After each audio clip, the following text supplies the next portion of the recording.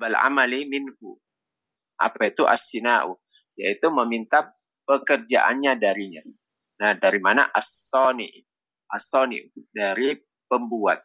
Fi syai'i khasin ala wajhi makhsusin. Ya. Pada sesuatu yang khusus menurut ketentuan yang khusus. Nah, ini definisi dari Ibnu Abidin.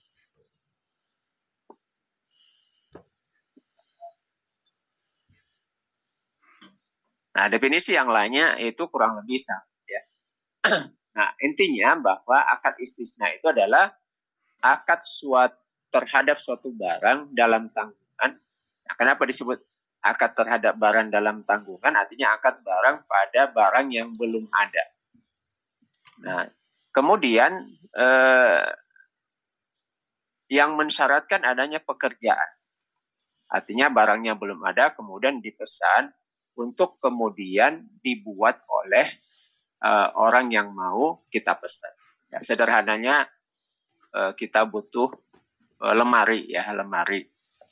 Datang ke tukang mebel, dia belum punya lemarinya, cuma kita bawa gambar. Dibuatkan lemari seperti ini. Atau kita butuh, kalau di masjid ada mimbar, ya kan, mimbar masjid. Kita datang ke tukang kayu, lalu kemudian kita kasih gambarnya, atau malah kita omong-omongkan saja seperti ini, lalu kemudian minta dibuatkan. Nah, itu kan secara fakta, dia belum punya barang, tapi dia sudah jual. Maka disebutkan ini adalah pengecualian terhadap barang yang boleh dijual, sementara penjualnya belum memiliki barang tersebut. Nah, apa hukumnya melakukan istisna? Istisna itu asal katanya tadi sudah disebutkan as-sina, ya. Apa itu as-sina? Dibuat, ya, dimanufaktur. Nah, hukumnya adalah mubah. Nah, apa dalil mubahnya? Bahwa Nabi sendiri melakukannya. Annan Nabiya sallallahu alaihi wasallam talaba minal mar'ati an ta'mura gulamaha bisun ilminba. Ya. Jadi Nabi sallallahu alaihi wasallam pernah memerintahkan seorang wanita agar menyuruh budak laki-lakinya membuatkan mimbar bagi, ya, mimbar bagi Nabi sallallahu alaihi wasallam. Mimbar untuk khutbah.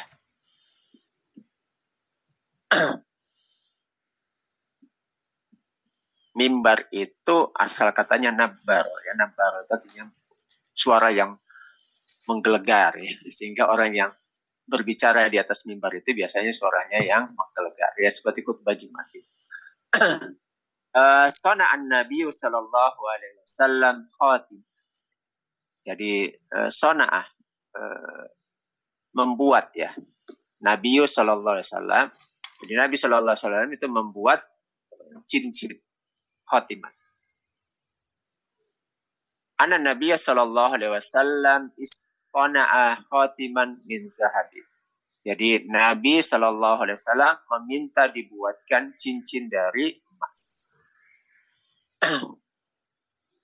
An Sahal, ya, qala, dari Sahal bin Sa'id. Qala ba'asa Rasulu lil isalla, ya,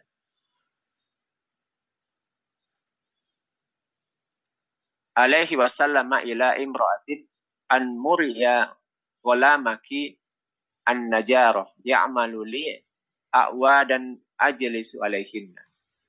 Jadi Rasulullah SAW mengutus kepada seorang wanita, suruhlah anakmu yang tukang kayu untuk membuatkan bangku untukku, untuk aku duduk. Ya. Jadi dari berbagai dalil ini, Nabi SAW itu meminta dibuatkan barang yang belum ada. Minta dibuatkan mimbar, cincin, kemudian bangku, dan seterusnya. Nah, kemudian muncul pertanyaan, apakah istisna itu termasuk jual beli ataukah ijarah? Ya, itu kan muncul pertanyaan tersebut. Apakah istisna ini masuk jual beli ataukah ijarah? Jual beli itu maksudnya jual beli barang. Ijarah itu adalah jasa. Jawabnya adalah jika bahannya dari Sony, ya, pembuat barang, maka termasuk jual beli. Ya. Kita datang ke tukang mebel, minta dibuatkan lemari. Nah, kalau kita cuman datang minta dibuatkan sesuai dengan gambar yang kita bawa, ya, misalnya searching di internet, ketemu rak buku yang agak cantik, kan? Kemudian kita minta dibuatkan rak buku seperti itu. Kalau semua bahannya, katakanlah kayunya dan pernak-perniknya itu dari tukang mebel, maka ini termasuk jual beli. Ya. Tapi kalau bahannya dari mustasni yang minta dibuatkan barang, maka ini termasuk ijarah. Seperti itu.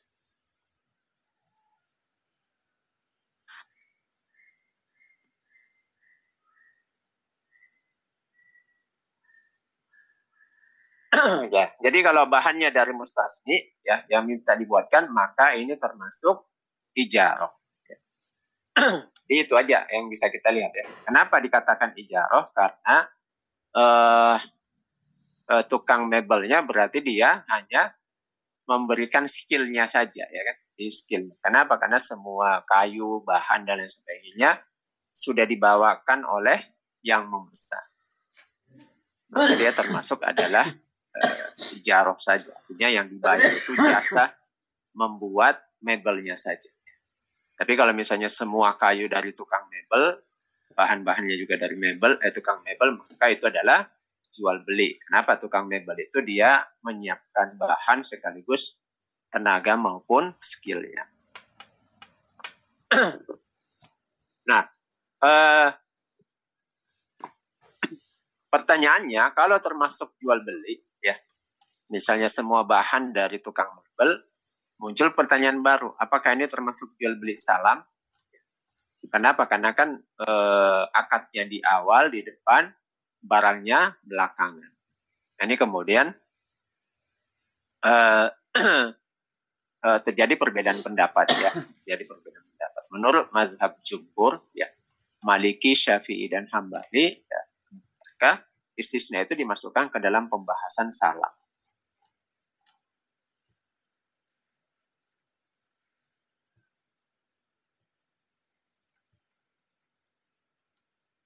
Jadi istisna ini dimasukkan ke dalam pembahasan salam dan mengambil hukum-hukum dari jual beli salam. Sementara menurut mazhab Hanafi, istisna ini merupakan akad tersendiri, ya. Kenapa? Karena dikeluarkan dari akad salam. Nah, menurut bahwa inilah yang lebih rajih. Dan ini banyak diambil pendapat oleh para ulama. Menurut Syekh Ziyad Ghazal, bahwa akad istisna itu tidak termasuk jual beli salam, tetapi merupakan akad jual beli tersendiri, ya, mustakil, seperti jual beli lainnya yang bersifat khusus. Nah, istisna itu mempunyai hukum dan syarat-syarat khusus. Nah, ditulis oleh Ziyad Ghazal dalam kitab Masyru' Qanun al-Buyu. Nah, apa rukun dan syaratnya? Hampir sama dengan jual beli pada umumnya, bahwa harus yang pertama adalah al-aqidah, ya. Dua pihak yang berakad, baik yang pemesan ataupun yang membuat. Nah, kalau pemesan disebut orang yang membeli, yang membuat disebut orang yang menjual.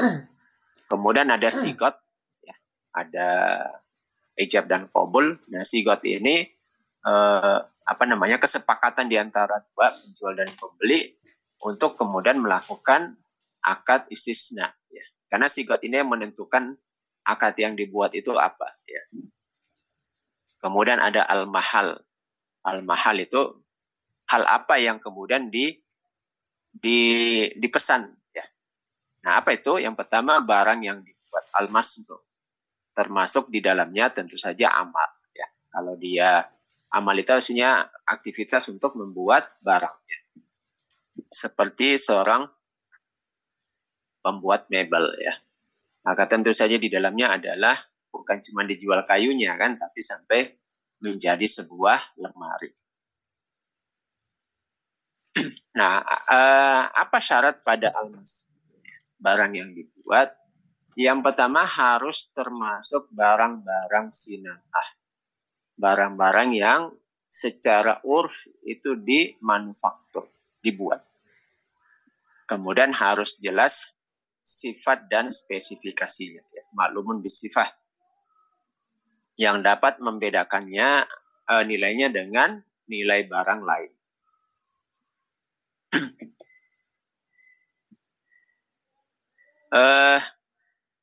Kemudian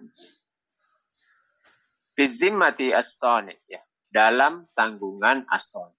Nah, apa maksudnya dalam tanggungan as-sani? Artinya bahwa pembuat itu dia menanggung semuanya sampai kemudian barang itu diserahkan.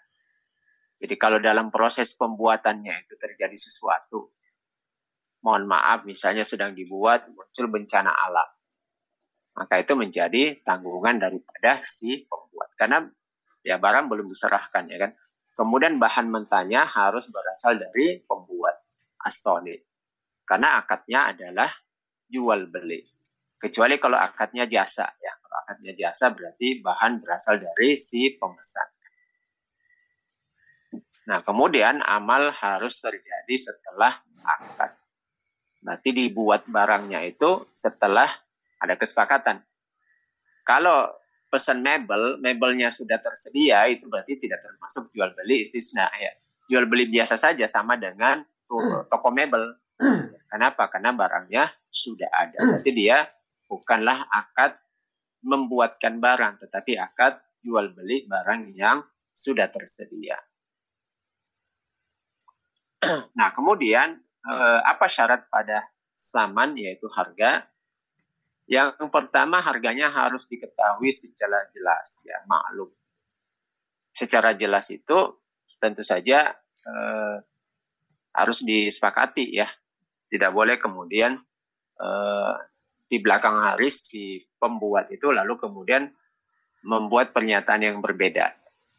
Apakah karena harganya naik atau karena dia harus ada pekerjaan tambahan dan seterusnya. Maka harus dia perjelas sejak dari awal. Nah, kemudian harga itu ya boleh dibayar belakangan ya, muajjal. Namun juga boleh di depan atau dibuat down payment ya, harga uang muka ya. Nah, tidak disyaratkan harga dibayar di depan seperti jual beli salam ya. Tidak disyaratkan. Kalau jual beli salam itu wajib dibayar di depan ya. Tetapi kalau istisna boleh dibayar di depan, boleh di belakang, atau kemudian boleh DP, tanda jadi dulu.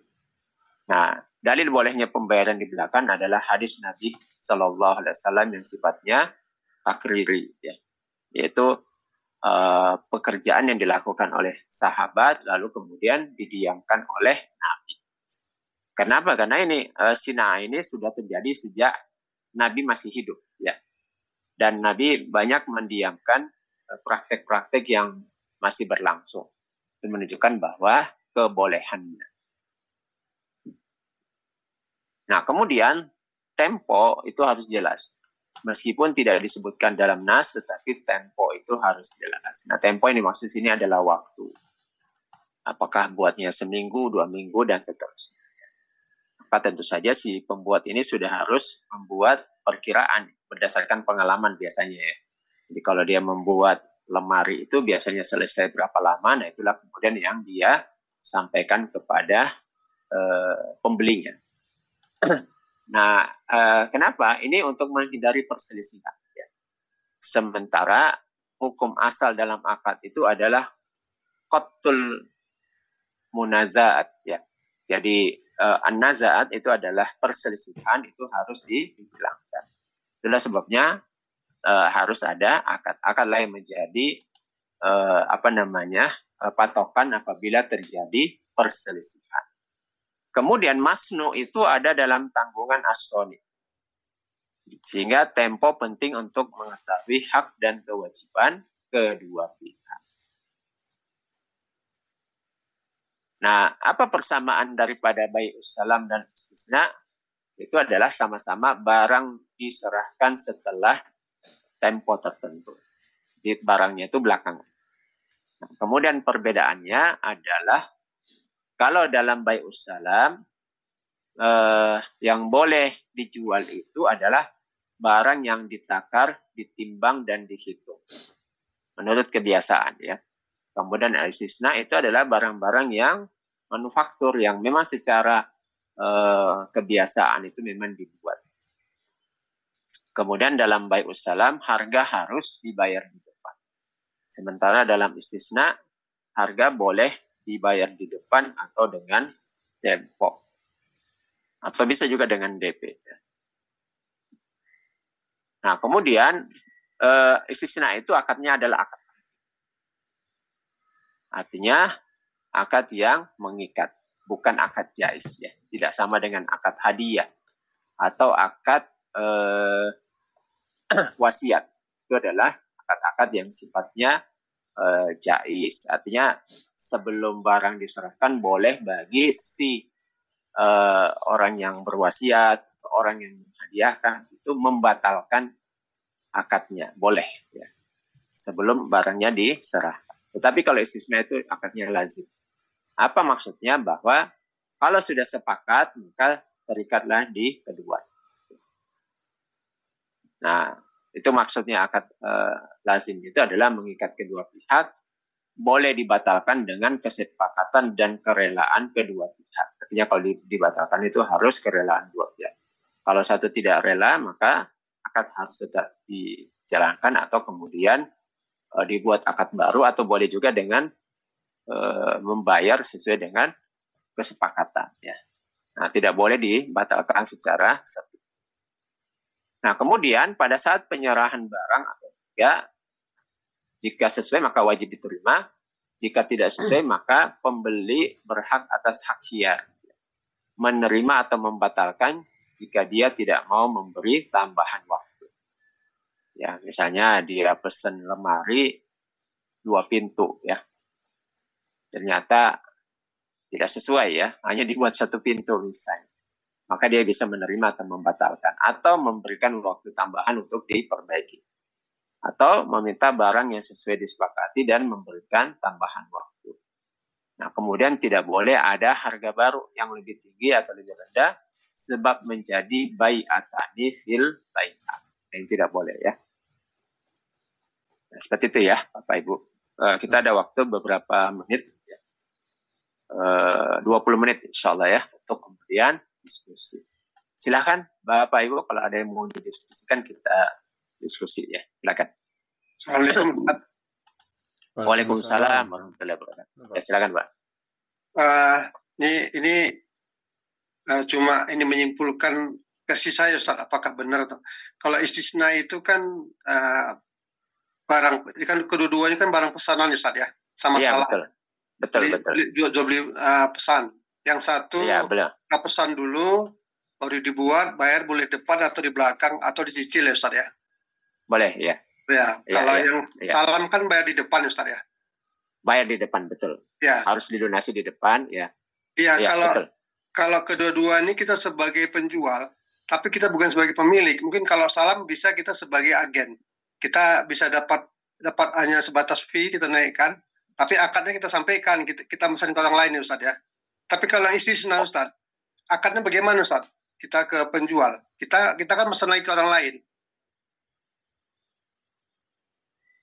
Kita minta komisi gitu Pak ya? Enggak, kalau salam mungkin komisi, kita naikkan harganya. Iya. Nah, tapi kalau istisna, kita sama pembeli, nah mungkin kalau kita sama si pembuat, kita itu jelas istisna. Kita pesan dulu, kita bisa tapi kalau ke penjual gimana Ustaz? Apa ke pembeli? Untuk akad yang mana Pak? Untuk akad salam? Istisna. Oh, istisna. Kepada pembelinya Pak ya? Iya. Misalnya ada orang butuh lemari misalnya ya. Iya. Butuh lemari, lalu kemudian ya kita bisa buat akad dengan si penjual kan, si penjual bahwa kalau ada yang mau beli dan kita istilahnya itu mengagenkan, nah mungkin minta komisi ya sekian persen gitu ya. Nah itu yang bisa terjadi Pak akadnya. Jadi mengagenkan, meminta komisi untuk menghubungkan antara pembeli dengan penjualnya. Nah seperti itu.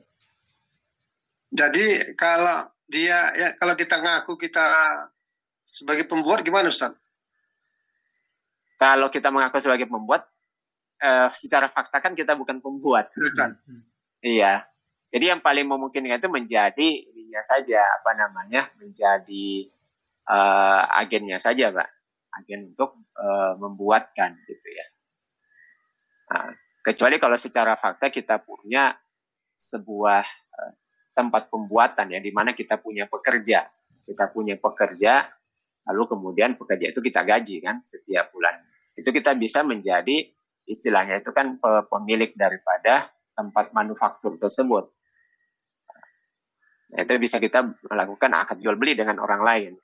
Tapi kalau secara fakta kita bukan pembuat, berarti posisinya kita adalah sebagai agen saja. Berarti meminta fee marketing lah istilahnya ya, atau komisi penjualan saja. Seperti itu Pak ininya. Jadi kesimpulannya kita sama-sama agen, cuma yang satu kita sebagai pemesan dulu untuk dibuat, yang satu barang sudah jadi, harga kita naikkan itu Ustaz ya? Tinggal kesepakatan dengan penjualnya aja Pak ya. Biasanya kan penjual itu ada yang meminta supaya harga tetap dari dia, kita meminta persenan aja. Ada juga penjual itu dengan mengatakan harga yang diterima sekian, nah kita tinggal naikkan berapa persen, itu yang kelebihannya menjadi milik kita gitu ya. Nah seperti itu. Ya, karena ya Pak. Oke. Orang mengagenkan itu biasanya ada beberapa model kan. Ada ya mematok harganya, kemudian kita tinggal mendapatkan persentasenya, atau dia menetapkan harga dasar istilahnya. Harga dasarnya berapa, kemudian kita mau jual berapa, selisihnya itulah menjadi hak kita. Gitu Pak. Wallahu a'lam. Ya, silakan yang lain. Ya. Nah, Ustaz ini Ustaz, menyambung punya Pak Renaldi tadi, misalnya kita punya kawan dia anggaplah dia punya susu lah distributor. Nah, kita ini mau mengambil, mau kita jual lagi, itu berarti kita minta dari dia atau minta untuk untungan kayak tadi di Pak Renaldi, boleh Ustaz? Ya. Bahasa berarti ini bukan istisna ya, ini cuman jual beli biasa ya. Karena barangnya sudah tersedia. Jadi kalau jual beli biasa, barang bukan miliknya Pak Pakar, berarti menjualkan ulang ya. Tergantung Pak, kalau Bapak sudah bayari dulu dari dia, berarti itu kan barang sudah miliknya Pak Pakar.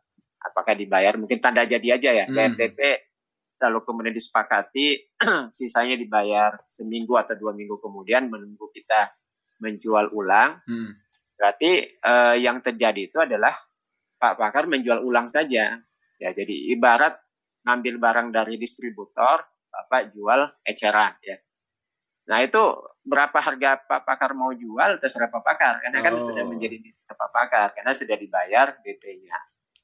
Beda lagi kalau secara fakta Bapak ambil dulu, lalu kemudian disepakati seperti akad titip jual di toko ya kan.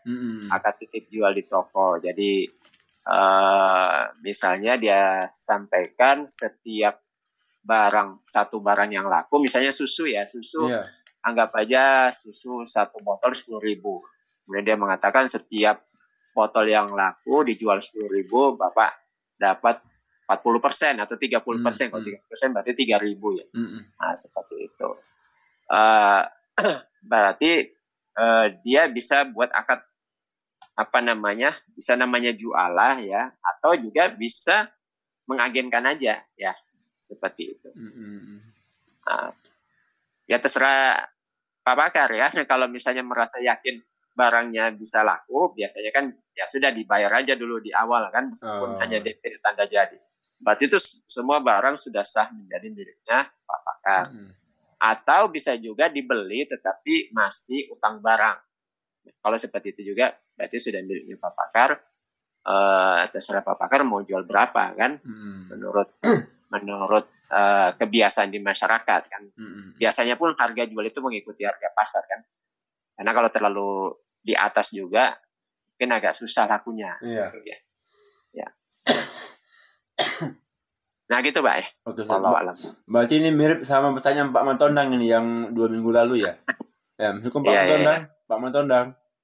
Iya. Ya. Kalau Bapak mau nanya itu ambil mirip-mirip yang saya tanya ini Pak jawabannya. Waktunya lumayan juga aja ya. Apa Pak? Assalamualaikum Ustaz. Ya, silakan.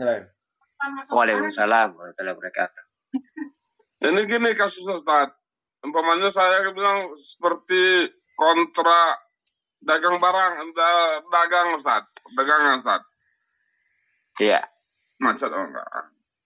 Jadi kan seumpamanya buat proyeknya Pak Pakar lah gitu kan. Saya ini udah ada lahan untuk berjualan.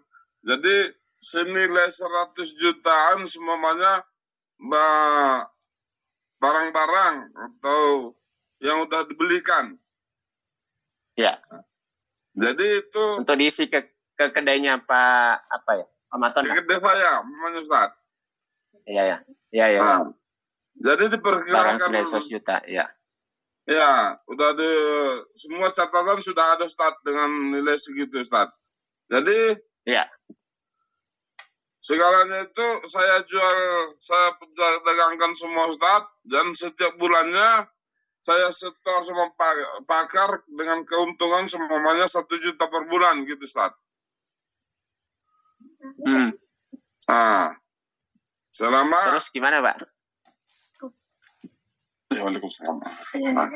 Nah itu Ustaz, hukumnya itu bagaimana Ustaz? Posisinya Pak Pakar sebagai apa Pak? Pemodal atau apa? Dia gini apa Pak Ustaz? Dia gini Pak Ustaz, misal gini, saya contohkan. Saya anggaplah distributor baterai jam kan juga Pak. Anggaplah distributor baterai jam. Pak Matondang ini minta isi barang, Pak Pakar, saya punya uang 100 juta. Tapi tolong Pak isi baterai jam Pak ke toko saya lah. Nanti saya bayar setiap bulannya 1 juta gitu Pak Matondang, lebih kurang ya.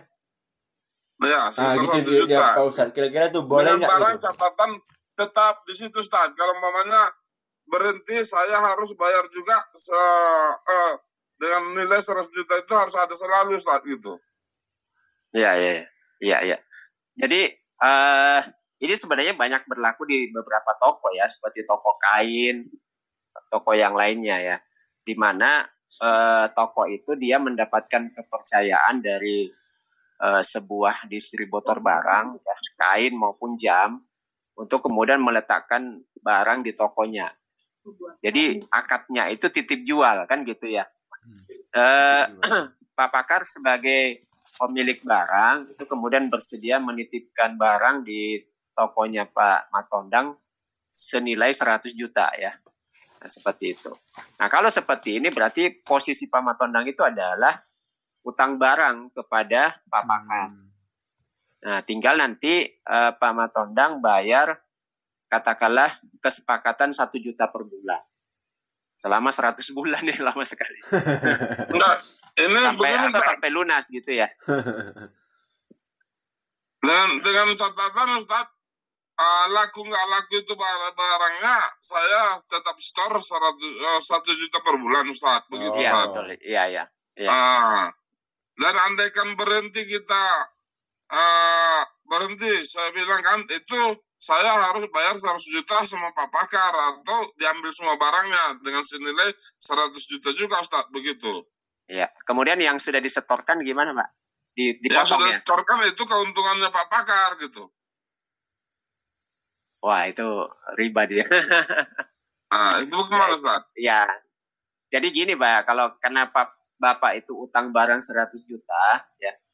Jadi nanti kalau stop, Bapak hanya mengembalikan nilai barang sesuai dengan kekurangannya. Misalnya ya, Bapak utang barang 100 juta. Iya. nilai barangnya gitu ya. Tapi nilai barangnya harus dihitung berdasarkan kesepakatan waktu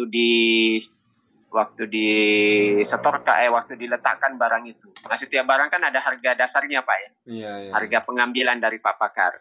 Kemudian Bapak sepakat setoran 1 juta setiap bulan. Misalnya sudah berjalan selama 20 bulan, berarti kan sudah disetor sebesar 20 juta. Iya. Gitu Pak ya? Iya. Sudah disetor 20 juta. Iya. Maka ketika berhenti ya, barang yang dikembalikan itu adalah barang senilai 80 juta. Oh. Ya gitu ya. 80 juta kan. Nah 80 juta itu adalah tentu saja nilai barang yang makanya disebut sepakati di awal. Jadi setiap barang itu punya harga dasar. Nah maka yang dikembalikan itu nilai harga dasar dari barang itu ketika diletakkan oleh Pak Pakar. Karena Bapak itu kesepakatannya adalah utang. Ya, jadi utang barang ya. Maka dikembalikan sesuai dengan nilai utangnya. Nah, karena akad antara Pak Matonda dengan Pak Pakar itu adalah utang. Beda kalau akadnya itu syirka. Ya. Kalau Bapak akadnya dengan Pak Pakar itu syirka, Pak Pakar yang menyiapkan barangnya senilai 100 juta, kemudian Pak Matondang yang menyiapkan kedainya, tokonya, lalu Pak Matondang yang menjalankan usahanya, maka nanti dijual barang tersebut. Ya, setiap ada untung, Bapak catat berapa untungnya, kan kelihatan tuh antara harga pokok dengan untung. Nah, yang harga pokok itu Bapak catat itu menjadi miliknya Pak Pakar. Keuntungan itu dibagi sesuai kesepakatan, misalnya 60-40 ya, 60 untuk yang punya toko, 40 untuk Pak Pakarnya yang punya barang. Nah, gitu terus sampai barang itu kemudian diputar terus. Nah, sampai suatu ketika sepakat untuk bubar, ya, maka berarti kan ada sisa barang tuh. Iya. Sisa barang itu bulat-bulat dikembalikan ke Pak Pakar. Nah, seperti itu. Oke. Gimana Pak Matondang? Udah nyambung? Ya, jadi itu tergantung, makanya akadnya harus disepakati di awal. Itulah fungsinya namanya ijab qabul kan. Ijab qabul itu untuk memperjelas ini akadnya apa, jual beli atau syirka. Kalau jual beli berarti Pak Pakar itu sudah menjual ke Pak Matondang 100 juta, tapi ada akad khiyar. Boleh membuat akad khiyar, akad memilih ya, bahwa kalau sampai misalnya berjalan 1 tahun masih ada barang yang laku, boleh dikembalikan. Nah, itu boleh membuat akad khiyar seperti itu. Akad khiyar namanya. Sama dengan orang mau mengkreditkan barang. Jadi orang yang mengkreditkan barang, itu kan biasanya dia mengkreditkan berbagai macam barang. Ya. Ada orang butuh kredit HP, sepeda motor, apalagi. Macam-macam lah ya. Ada yang kulkas, ada rice cooker. Nah, berarti kan kita harus punya banyak supplier tuh. Supplier HP, supplier kulkas, supplier apa. Nah, kita itu boleh membuat akad dengan penjual kulkas. Kita sampaikan bahwa saya ini mengkreditkan barang. Jadi saya beli barang dari toko Anda, lalu kemudian saya jual lagi. Nah, kan pertanyaannya, kalau saya menjual lagi, itu kan barang harus menjadi milik saya. Nah, kita boleh buat akad. Jadi saya mau buat akad. Akadnya begini, kalau ada yang butuh barang, misalnya HP, saya beli dari Anda dulu, tapi harus saya mau kalau kita ada hak khiyar. Ya. Apa itu hak khiyar? Hak untuk kemudian barang ini boleh saya kembalikan seandainya orang yang mau beli dari saya itu tidak jadi. Katakanlah 3 hari ya, 3 hari. Jadi HP itu kita bawa dulu. Nah, kita bawa dulu, kita buat akad jual beli ya, akad jual beli HP ini apa? Tapi dengan akad utang misalnya ya, akad utang kita bawa dulu. Saya jual dulu ke orang lain. Kalau misalnya yang mau beli ini tidak jadi, maka boleh dikembalikan. Boleh seperti itu, namanya jual beli khiyar. Jual beli dengan akad pilihan. Kalau mau kita jual ulang itu tidak jadi, boleh kita kembalikan. Itu kemudian kita bawa kepada orang yang mau nyicil kepada kita, kan? Ternyata pas kita bawa, dia berubah pikiran. Tadinya minta merek Samsung, ternyata dia minta merek iPhone misalnya ya, Apple. Ya, dia ganti ya. Nah, itu kemudian kita agak leluasa kan. Akhirnya kemudian kita, oh ya oke lah, nggak apa-apa. Kita balik lagi ke toko itu, kita kita katakan sesuai kesepakatan karena dia tidak jadi, tapi dia minta ganti merek aja ya kan. Nah si toko itu biasanya senang juga, yang penting ada trust ya kan, ada kepercayaan. Nah seperti itu. Nah, makanya tadi antara Pak Pakar dengan Pak Matondang itu harus jelas ya akadnya jual beli atau syirka. Jual beli atau syirka Pak Ustadz ya? Ya betul. Jadi mana yang nyaman lah ya kan bagi kedua pihak. Seperti itu. Biasanya kalau tidak mau repot jual beli aja ya kan, supaya gak capek-capek Pak Matondang hitung-hitung apanya bagi hasilnya setiap saat ya kan. Iya. Cuman di pihak Pak Matondang ada ya sama-sama ada resiko ya, resiko bahwa sisa barang itu nanti jadi utang bagi Pak Matondang. Tapi kalau ada hak hiar ya berarti ini juga kan. Tapi kalau misalnya rusak di tangan Pak Matondang ya tetap harus diganti kan. Jadi kalau seperti tadi Ustaz, artinya riba itu ya Ustaz ya, diperhitungkan laku tak laku saya harus tetap bayar ya Ustaz ya. Ya riba itu Pak, riba karena akadnya utang. Ya. Nah. Ya terima kasih Ustaz. Oke. Ya, assalamualaikum Ustaz. Waalaikumsalam warahmatullahi wabarakatuh. Masih sempat ya Ustaz ya? Satu lagi ya, ini terakhir Pak Junaidi. Iya. Ya Ustaz, ya gini, ya terus terang Ustaz, untuk jual beli al istisna ini saya belum begitu detail paham gimana sih